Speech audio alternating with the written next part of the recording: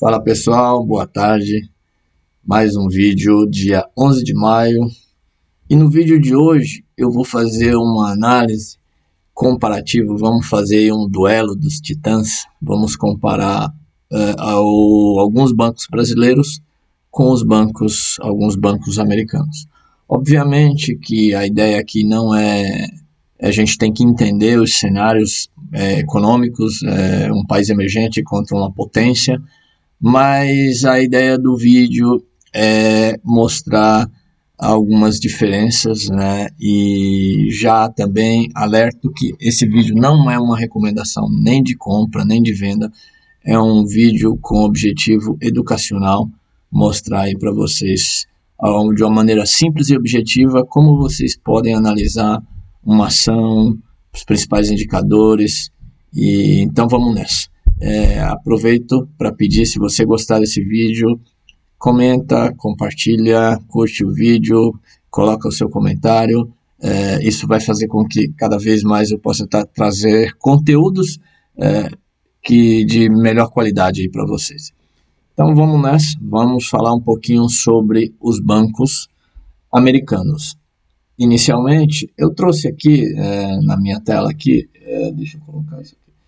Então, basicamente, assim, a primeira coisa que eu comparei é o market share, ou seja, a participação de mercado dos bancos americanos. A gente vê que tem uma concentração um pouco parecida, não é como a do Brasil, mas se a gente somar aqui a 75%, a gente vai ter em torno de, eu já somei, obviamente, então é até aqui. Então é 1, 2, 3, 4, 5, 6, 7, 9 bancos concentram aproximadamente 75% dos depósitos domésticos, mas a gente vê que tem uma participação bastante considerável de vários bancos aqui. Eles estão colocando os principais aqui, né? Mas aqui, olha só, se a gente somar aqui 50%, essa quantidade de bancos aqui, então assim, o mercado americano tem essa característica de ter uma concentração nos bancos mais tradicionais, mas em contrapartida ele tem também uma pulverização aqui.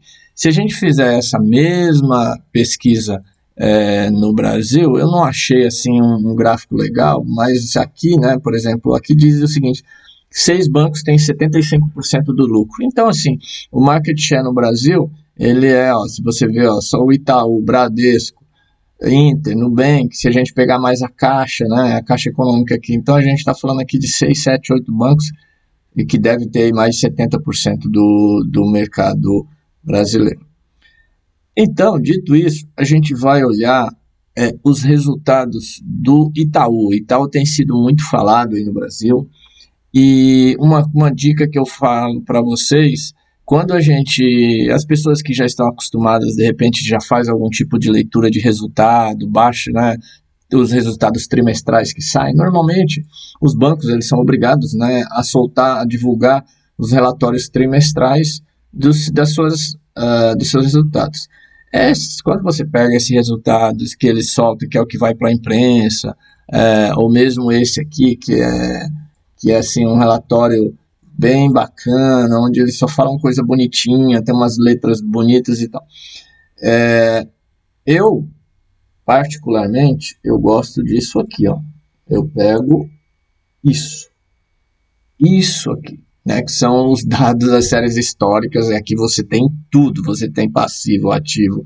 Obviamente você vai se assustar de repente, falar, pô, mas eu não entendo nada de contabilidade. Tranquilo, vocês vão ver aqui que é uma análise simples, objetiva. A gente não precisa ser um contador, mas a gente vai entender algumas coisas aqui do Bradesco. Então, vamos fazer um comparativo aqui rapidamente. O meu objetivo não é a gente analisar profundamente o resultado do Itaú nem do Bradesco, mas porque aí no Brasil vocês devem ter vídeos bastante sobre isso, mas o que me assusta bastante nos resultados dos bancos, principalmente do Bradesco, é essa coluna, né, que eles chamam, que seriam as provisões para créditos duvidosos, ou seja, calote, o famoso calote, né?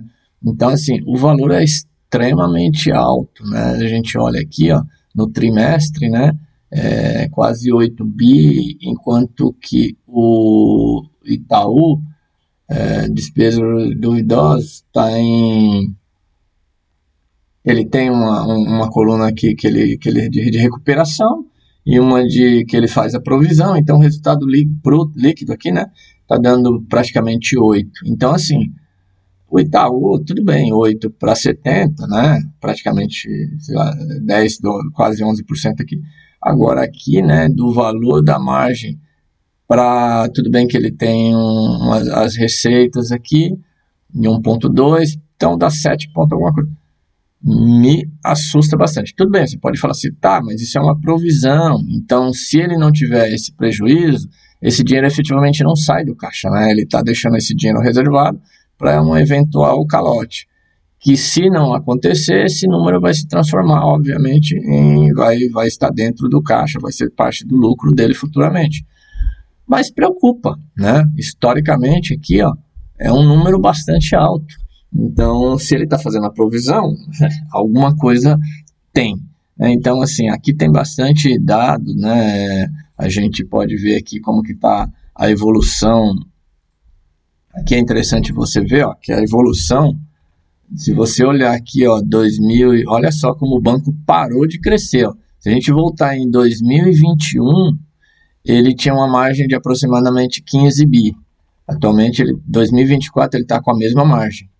Então, assim, o banco tem que crescer. Vamos fazer a mesma análise com o Itaú. Aqui é o ano, né? Mas se a gente olhar, ó, 62, 67, olha só que crescimento, ó. Daqui para cá, em 2022, o Itaú teve uma transformação bem considerável. Aqui nós estamos também, lembra que teve a pandemia, né? Aqui, né? 2022. Mas, ó, se a gente olhar o ano acumulado, nós estamos falando de 152 bi, depois 2022, 220, né? Depois 2023, 279, e o Itaú está crescendo, né? Do ponto de vista anual aqui ele está crescendo. Já o Bradesco, 2000, vamos ver aqui no anualizado, 2022, 63, 2022, 66, 2021, 63, 2023, 65. Então, assim, o Itaú parou, né, de crescer. Então, você não quer investir, ou você não quer investir numa empresa que não esteja crescendo, né? A gente quer investir em empresas que estejam crescendo. Então, entre Itaú e Bradesco, eu iria de olho fechado no Itaú. Obviamente que quando a gente faz um comparativo aqui, né, entre os 4 principais bancos pelo Status Invest, o site é bem legal aqui, ó, se você posicionar o mouse aqui, ele vai te dar uma explicação bem interessante do que é cada indicador desse, tá? Então, assim, quando a gente olha aqui, eles estão classificando o Banco do Brasil como, desses 4 bancos, os melhores em termos de fundamento. Outra coisa que me chama a atenção é o ROI, né? O ROI desses bancos, se a gente comparar depois com o ROI americano, vocês vão ver que esse ROI é bastante alto. Obviamente, porque o mercado americano, o Brasil, ele paga, por exemplo, você investir num banco desse, o ROI significa basicamente retorno sobre o valor que teoricamente o retorno para os investidores. Então aqui o Bradesco obviamente está dando o menor, 8%. Se a gente pegar aí, você deixar seu dinheiro parado num Tesouro Selic, recentemente com o corte de juros que teve de 0,25, ele está rendendo aí algo em torno de 10,2 ao ano. Então, ó, isso aqui é anualizado. Então, é interessante investir no Itaú e ter esse retorno aqui. Outra coisa interessante aqui, né, o preço sobre o valor patrimonial, né, o preço da ação sobre o valor patrimonial. Quando está menor que 1, significa que o banco está abaixo do seu valor patrimonial, o valor da ação, né? O Itaú já está quase o dobro. O Bradesco está bem descontado. E esses dois indicadores aqui, ó, bem interessantes, são indicadores de crescimento, esse é de receita, esse é de lucro. Se você vê o de lucro, ó, o Itaú, nos últimos 5 anos, né, a taxa de crescimento anual está negativa, então é um banco que não está crescendo, está patinando. Né? O Itaú cresce levemente, o Banco do Brasil e o ABC aqui cresce bastante. Então, assim, essa é uma análise inicial que eu queria mostrar, né? Enquanto também a gente vai já entender, assim, em termos de tamanho de receitas, né? Ó, tem esse número em mente, né?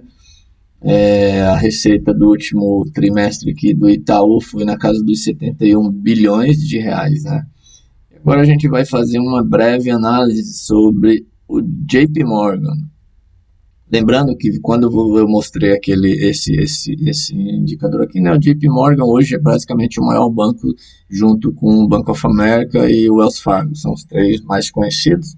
E uma coisa interessante que eu queria mostrar para vocês, os bancos aqui eles têm uma competição super acirrada.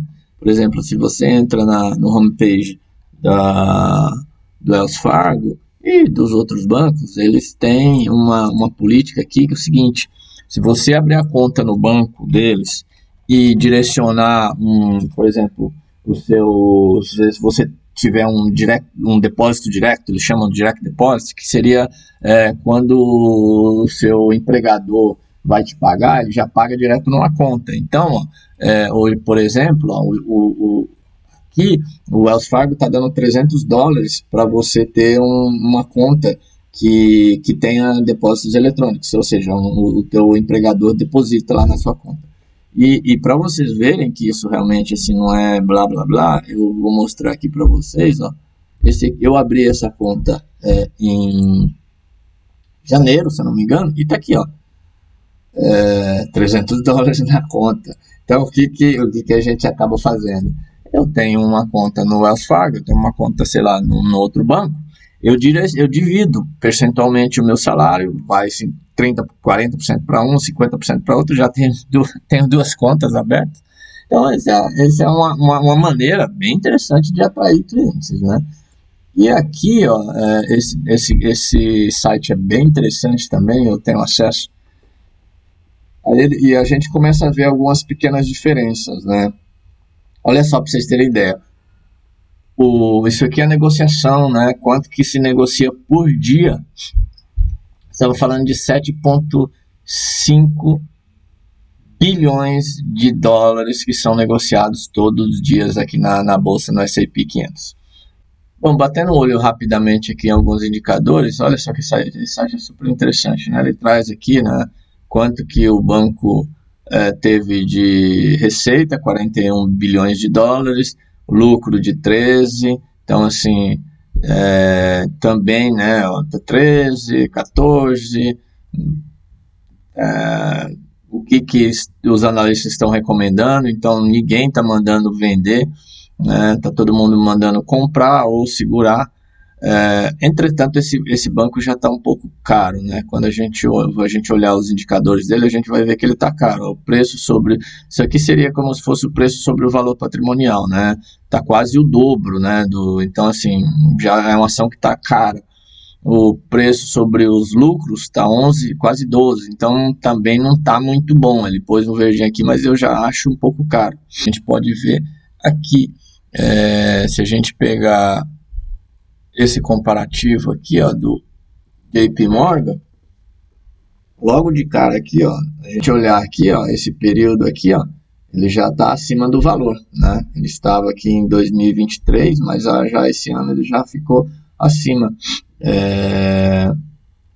E se a gente olhar esse comparativo que eu gosto aqui pra caramba, considerando o valor justo, né, que eles chamam de fair value, 168, isso aqui no dia 3 de maio fechou a 190.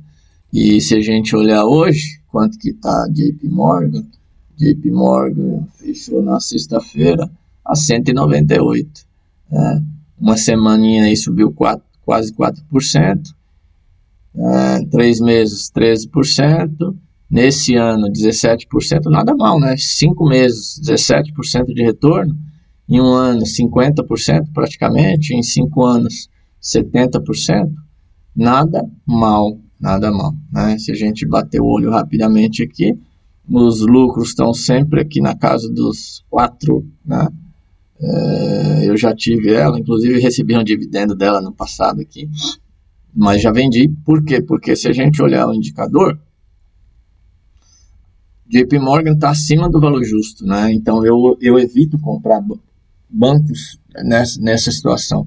O Bank of America está praticamente pau a pau. Citigroup seria um banco que teria uma oportunidade, né? A gente posso fazer uma análise futuramente dele. E o Wells Fargo está aqui também praticamente no valor justo. Então, assim, se a gente olhar vamos olhar agora os dados do JP Morgan. Então aqui, ó, olha só, se a gente olhar as receitas, né, historicamente, nós estamos falando aqui de 155 bilhões de dólares no ano. O Itaú, se eu não me engano, foi 250 dividido por 5, 50 bilhões de dólares. O Itaú tem uma representatividade bem considerável, né? Considerando que esse é o maior banco americano. E ó, a provisão, né? A provisão dá menos de 1% aqui, ó. Né? Se a gente considerar que no ano, né, de 155, eles provisionaram aproximadamente 10 bi de prejuízo. Então, o nível de inadimplência no Brasil é extremamente alto quando comparado com os bancos aqui americanos. O ROI, como eu falei, olha só, anualizado, o ROI, na verdade, aquele ROI que eu mostrei era o ROI do trimestre, né? Tá aqui, ó, 4,3 do trimestre, mas no ano é um ROI bastante considerável. Então, assim, você preferiria no ano ter esse retorno ou deixar seu dinheiro no banco aqui rendendo 5% ou 16%? Obviamente 16%. Agora no Brasil, 8% que é o ROI do Itaú contra 10% de você deixar o dinheiro no Tesouro Selic com riscos praticamente zero. Então, é isso que acaba fazendo com que a gente prefira os bancos americanos. Outra coisa, né, que a gente vê assim, o banco evoluiu ao longo do ano, né, teve uma evolução boa. E aí eu queria também mostrar que seriam aqui o resultado dele, resultado que eles soltam aqui para os investidores em geral. Então tá aqui, ó, 41, né? E a provisão para perdas está aqui 1,8. Então, assim, 41 bilhões para 1,8. O Itaú, vamos retomar aqui, o Itaú foi 7 para 71. Então, aqui, se a gente considerar que 10%, né, seria em torno de 4, né? Então, 4 bi para 41 seria mais ou menos o mesmo nível de provisão para créditos duvidosos. Então, isso já por si só mostra assim, que o sistema bancário aqui é muito mais forte. São bancos bem estruturados, principalmente depois da crise de 2008. Então, de uma maneira geral, para que o vídeo não fique muito longo, eu obviamente, aqui, como eu disse, o banco JP Morgan, ele está um pouco esticado quando a gente olha as suas, o seu preço. Então, eu preferiria nesse momento procurar talvez o Citi ou o próprio Bank of America. Então é isso. Esse é um resuminho aí do análise dos bancos, comparando o banco brasileiro com os bancos americanos. Basicamente eu comparei com o JP Morgan. A gente também tem o Bank of America, né, que hoje seria um banco que tem uma oportunidade, né, de entrada. Ele está abaixo do valor do fair value dele, obviamente ainda muito pouco, né, mas é um banco que poderia trazer grandes oportunidades. E aí, futuramente, se você quiser, coloque um comentário aí qual banco americano ou brasileiro você gostaria de ver a análise. E é isso. Obrigado. Curta o vídeo, compartilha e até a próxima. Um abraço.